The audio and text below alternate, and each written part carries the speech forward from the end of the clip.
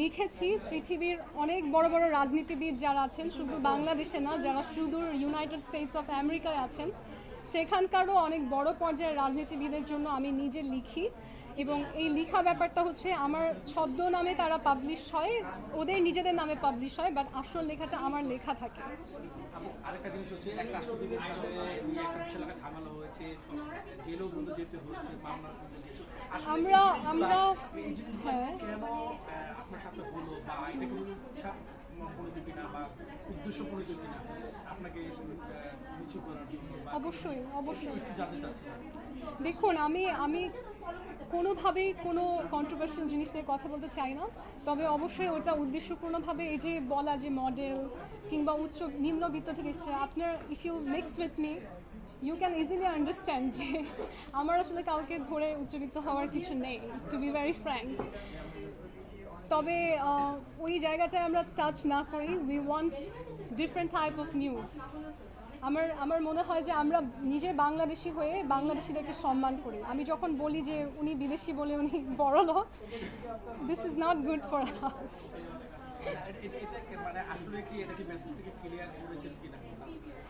ওইটা আমাদের আইনি প্রক্রিয়াতেই ক্লিয়ার হয়ে যাবে, এবং ক্লিয়ার অলরেডি যার বোধ আছে তার কাছে ক্লিয়ার। আমি আপনাদের সামনে আছি, আপনারা দেখতে পাচ্ছেন আমার ডিটেনশন ক্যান্সেল হয়ে গেছে। তো আসলে তো আমার আসলে আলাদা করে ক্লিয়ার করার কিছু নেই, আইনিভাবে কতটা ক্লিয়ার এটা সবাই বুঝতেই পারছে। আপনার পাসপোর্ট, মোবাইল, ল্যাপটপ থেকে শুরু করে আপনার পার্সোনাল আইডি অনেক কিছু যত্ন করা হচ্ছে, যেটা নিয়ে আপনি কয়েকবার চেষ্টা করে নিয়েছেন, ওগুলিকে হাতে পেয়েছেন কিনা, ওই জিনিসগুলোকে হাতে পেয়েছেন কিনা? আমি আজকে ফোকাস করবো অন ইম্প্যাক্ট। একটা জিনিস মনে রাখবেন, আপনারা যদি চান, মিডিয়ার মানুষ, আপনাদের কাছে ক্ষমতা আছে, হ্যাঁ, যে কোনো মানুষকে, সে স্মার্ট হোক না হোক, শিক্ষিত হোক না হোক, গ্রাম থেকে আসুক, শহর থেকে আসুক, বিদেশ থেকে আসুক, আপনার হাতের শক্তি কি জানেন?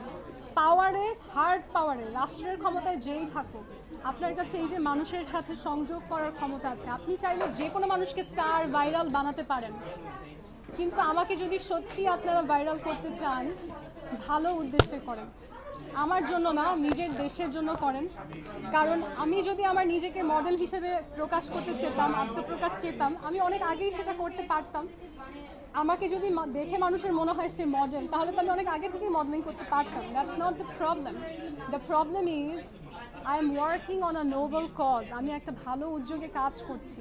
কেন আমরা মিডিয়ার লোক হিসেবে এই ভালো উদ্যোগগুলোকে বেশি প্রচার করি না? আপনাদের কাছে আমার এটাই রিকোয়েস্ট থাকবে, ভালো উদ্যোগ খুঁজুন, ভালো মানুষ খুঁজুন। আপনারা যেমন ভাইরাল কন্টেন্ট বানান, তাদের ভালো দিকগুলো তুলে ধরুন, সেটাও তো সম্ভব আপনাদের পক্ষে ভাইরাল করা।